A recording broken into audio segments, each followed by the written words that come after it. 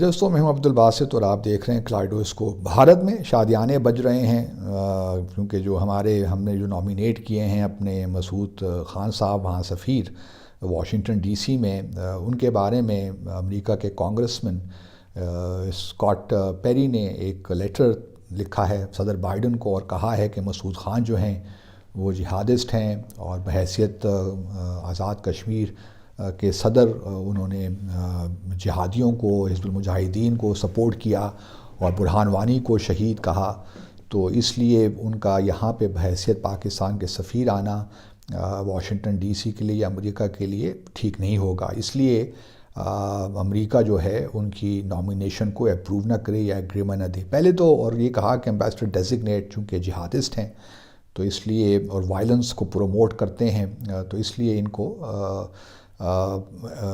ان کی اپروول نہ ہو۔ پہلے تو تھوڑا پروسیجرل چیزیں دیکھ لیتے ہیں کس طرح ہوتا ہے۔ ابھی وہ ایمبیسڈر ڈیزگنیٹ نہیں ہے دوستو۔ ہوتا یہ ہے کہ پہلے حکومت ایک نامینیٹ کرتی ہے کہ کس کو ہم نے کہاں سفیر بھجوانا ہے، پھر وہ نامینیشن جو ہے اس ہوسٹ کنٹری کو جہاں پہ وہ سفیر بھجوایا جاتا ہے ان کو کہتی ہے کہ جی ہم یہاں پہ ان صاحب کو یا ان صاحبوں کو اپنا سفیر تعینات کرنا چاہتے ہیں تو آپ براہ مہربانی اپنی ہمیں اپروول دیجیے۔ پھر جب اپروول آ جاتی ہے اس گورنمنٹ کی طرف سے، حکومت کی طرف سے، جو تقریباً یوزلی 4 سے 6 ہفتے لگتے ہیں، اگر فرینڈلی کنٹری ہو تو جلدی بھی ہو جاتا ہے، لیکن یوزلی روٹین میں 1 ماہ سے 6 ہفتے تک یہ کام ہو جاتا ہے۔ جب وہ ان کی اپروول آ جاتی ہے تو پھر حکومت ایک اپوائنٹمنٹ لیٹر ایشو کرتی ہے اور اس کے بعد پھر وہ ایمبیسڈر ڈیزگنیٹ ہو جاتا ہے۔ ایمبیسڈر ڈیزگنیٹ جب پہنچ جاتا ہے اپنی جگہ ہوسٹ کنٹری میں تو پھر جب اپنی سفارتی اسناد پیش کر دیتا ہے، کریڈینشلز پیش کر دیتا ہے صدر ریاست کو، اس ملک کے صدر کو، تو پھر وہ ایمبیسڈر ہو جاتا ہے۔ تو یہ ایک پروسیجر ہے۔ تو ابھی مسعود خان ایمبیسڈر ڈیزگنیٹ نہیں تھے، ان کی نامینیشن ہوئی تھی، ان کا تو بھی اپوائنٹمنٹ لیٹر بھی نہیں ایشو ہوا تھا کیونکہ جب تک ایگریمنٹ نہیں آتا امریکہ کی طرف سے یا ان کی اپروول نہ آتی اس وقت تک جو ہے وہ ایمبیسڈر ڈیزگنیٹ نہیں ہیں۔ اب اس بارے میں 2-3 چیزیں میں مینشن کرنا چاہتا ہوں۔ ایک تو یہ ہے کہ ہم سب جو ہیں جو اسکاٹ پیری نے کانگریس مین نے اپنے خط میں لکھا ہے بالکل ہی فضول سی باتیں ہیں۔ ہم بحیثیت پاکستانی سب کشمیری جو جد و جہد ہے اس کو سپورٹ کرتے ہیں اور وہ ہم لوگ کوئی دہشت گردی کو سپورٹ نہیں کرتے۔ جموں اور کشمیر کی جو جد و جہد ہے وہ دہشت گردی نہیں ہے، وہ بین الاقوامی قوانین کے مطابق بالکل جائز ہے۔ اگر آپ فار ایگزامپل مثال کے طور پر اگر آپ یونائٹڈ نیشنز جنرل اسمبلی کی جو ریزولوشن ہے 3314 اسی کو اٹھا کے آپ دیکھ لیں تو اس میں بڑے واضح طور پہ کہا گیا ہے کہ جو تحریکیں فورن آکوپیشن کے خلاف ہیں وہ بالکل لیجٹیمیٹ ہیں اور انٹرنیشنل کمیونٹی کی ذمہ داری ہے کہ وہ ان تحریکوں کی مدد کرے۔ تو چونکہ جموں اور کشمیر کی جو جد و جہد ہے وہ فورن آکوپیشن کے خلاف ہے تو وہ کسی طور بھی اس کو دہشت گردی نہیں قرار دیا جا سکتا۔ اور یہ کہنا کہ مسعود خان جو ہیں وہ جہادسٹ ہیں یا انہوں نے برہان وانی کو شہید کہا یا وہ ٹیررسٹ ہیں، جہادسٹ ہیں، یہ ساری لغو باتیں ہیں۔ اس میں جو ہے بہرحال یہ بات بالکل واضح ہے کہ یہ خط جو ہے بھارت کی ایما پہ لکھا گیا ہے اور وہی ان کے پیچھے ہیں۔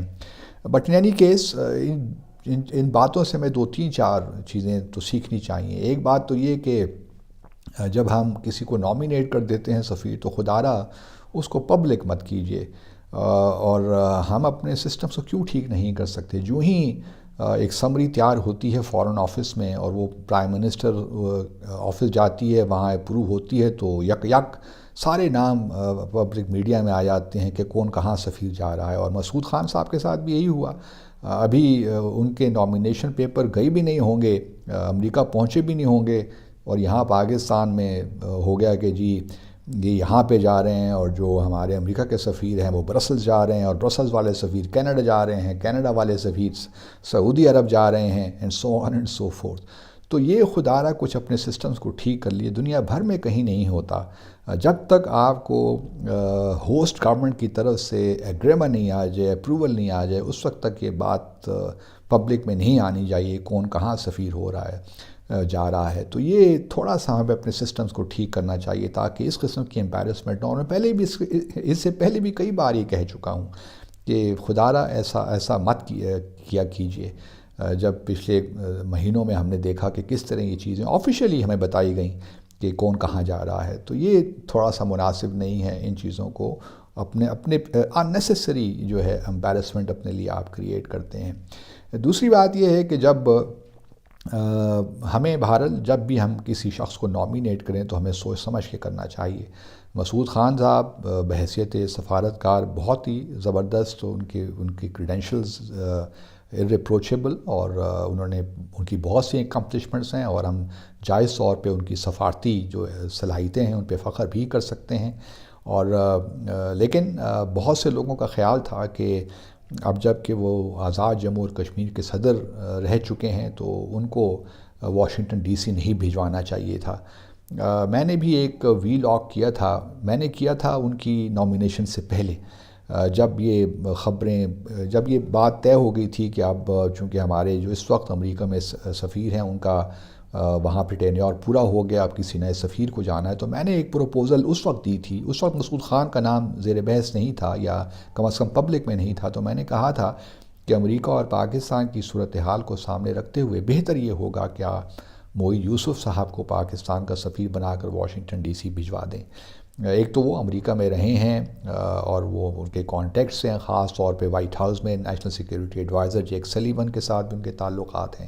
تو کیوں نہ ہم ان کی صلاحیتوں سے فائدہ اٹھائیں. ان کا یہاں اسلام آباد میں رہنا سے زیادہ میں سمجھتا ہوں کہ وہ ہمارے لیے زیادہ یوزفل ہوں گے واشنگٹن ڈی سی میں. تو میری اس وقت یہ تجویز تھی، بہرحال کسی نے سنی انسنی کر دی. لیکن اب کیا ہوگا آگے مجھے نہیں معلوم. ایک تو طریقہ تو یہ ہو سکتا ہے کہ ہم وڈرا کر لیں اپنی نامینیشن، کسی نئے صاحب کو نامینیٹ کر دیں. دوسرا طریقہ یہ ہے کہ ویٹ کریں اور دیکھیں کہ کیا ہوتا ہے. لیکن امریکہ ظاہری طور پہ تو نہیں، میرا اپنا خیال یہ ہے کہ نو نہیں کہے گا، لیکن بھارت وہ اس پہ بیٹھا رہے گا.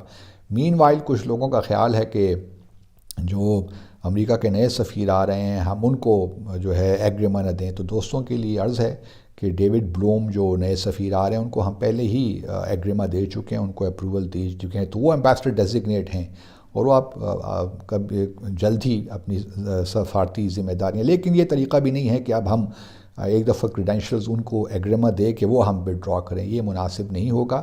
اب دیکھتے ہیں کچھ دیر اور انتظار کرنے کے بعد اگر کچھ زیادہ ڈیلے ہوتا ہے، جو کہ ہو جاتا ہے بعض وقت، اگر حکومتیں کوئی حکومت نہیں دینا چاہتی، جس طرح ایک دفعہ بنگلہ دیش کے کیس میں بھی ہوا. ہم نے ہماری خاتون سفارتکار تھیں، ہم نے ان کو وہاں ہائی کمشنر مقرر کیا، لیکن بنگلہ دیش نے اس پہ بیٹھے رہے، سالوں سال نہیں دیا ایگریما. تو پھر ہم نے نئی نامینیشن کی. تو وہی طریقہ شاید کرنا پڑے. لیکن ابھی اٹس ٹو ارلی، ابھی صرف ایک کانگریس مین نے لکھا ہے. اب کیا ہوتا ہے آگے دیکھتے ہیں. لیکن بہرحال حکومت سے یہی گزارش ہے کہ سوچ سمجھ کے فیصلے کیا کریں.